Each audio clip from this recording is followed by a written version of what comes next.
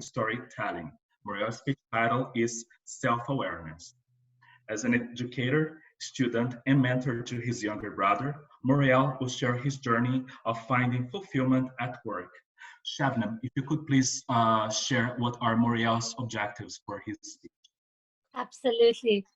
So Moriel wants me to look for making sure he has a strong start and express the way for him to call to action. All right, great, thank you. Well, so let's put your hands together and welcome Moriel for his speech.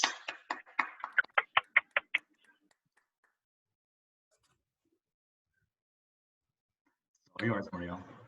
What is self-awareness? As I looked up this definition a couple of moments ago, it's acknowledging and knowing your emotions, your thoughts. But what I think it really means to me is knowing your strengths, your weaknesses, your desires, what you like, what you don't like. And tonight I'm going to share with you how I gain self-awareness through the work I do.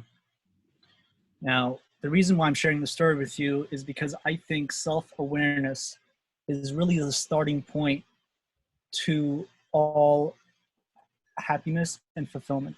If you don't know yourself, you don't know what turns you on, it's going to be hard to find that spark. It all started with when I was in college.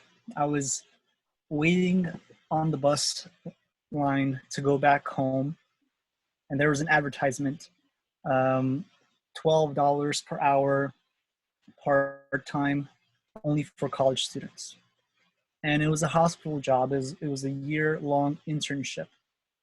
I didn't know what to expect, but I was enticed by the $12 per hour at that time because most I've ever made, like 5 years ago, was only $7.25 as my first job in fast food. So I thought $12 was amazing. So I applied and I got in. I worked at the hospital. And what I came to realize was something that I didn't really expect. I was sitting, one of my jobs was to sit in the front corridor and to wait on patients to come in. What I would do is I would call their name, walk them to their room, give them food and water, make sure they're okay. And one day when I was sitting there waiting patiently for a patient to come in, I overheard a conversation. Now, sometimes in life, we hear things, maybe it's for the better. Maybe I should have heard it, maybe I shouldn't. But I overheard the receptionist and her conversation with her friends.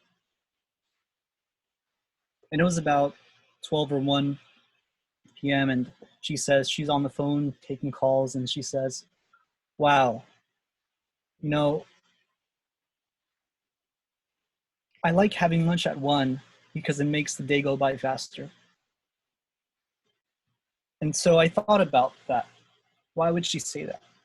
Do people who work not like to do what they do? Do they try to get through the day as quickly as possible? Is that is that the point of work, to kind of find ways to minimize or get home as quick as possible? Then there was another situation where I had a role in auditing. My role was I had a checklist of things I should check for, make sure the radiologist presented themselves professionally, gave the right treatment, expressed the details. And I found myself just sitting and doing one small task. I was watching the clock most of the time.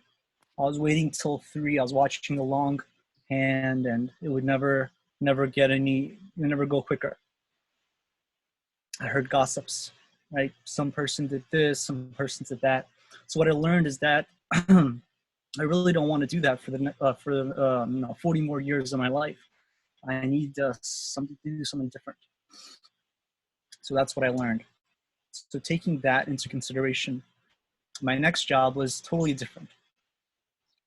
It was a door-to-door sales job. It was my first job. I didn't know what to expect. What I learned is it's very different. In the beginning, I didn't, it was totally different. It was like night and day. In one job, people were gossiping and there was stuff to do. In the other job, the community was much more positive. People were growth oriented. People wanted you to do better. And it didn't really matter, about, how quickly the day goes by. All that matters is, can you produce? What can you do? Great, you did this. You made a sale today. Good job. High five, and I feel great. So that's the type of environment that I really gravitate towards. So taking those things, what I really learned is that I prefer to be rewarded for production and not by the time that I'm working. Because if I'm rewarded for the time, then I'm watching the clock go on and on and on. And so about a year ago when I moved to Irvine, I took all those realizations and I decided to work as a private tutor.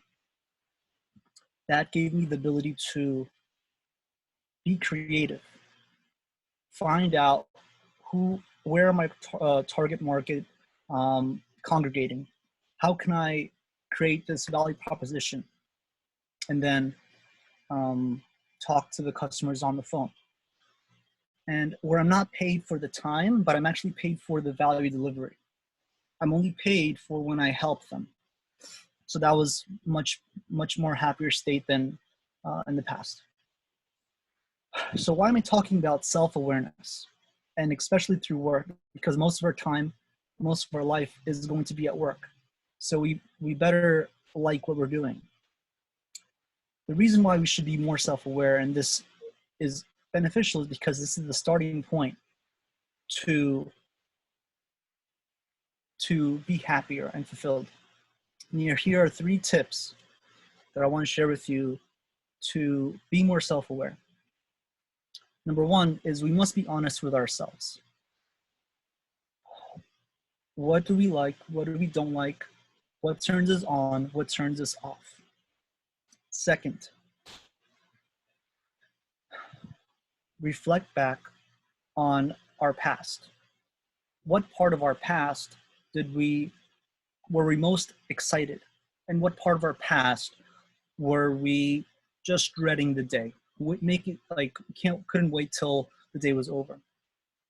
The third thing is just try new things.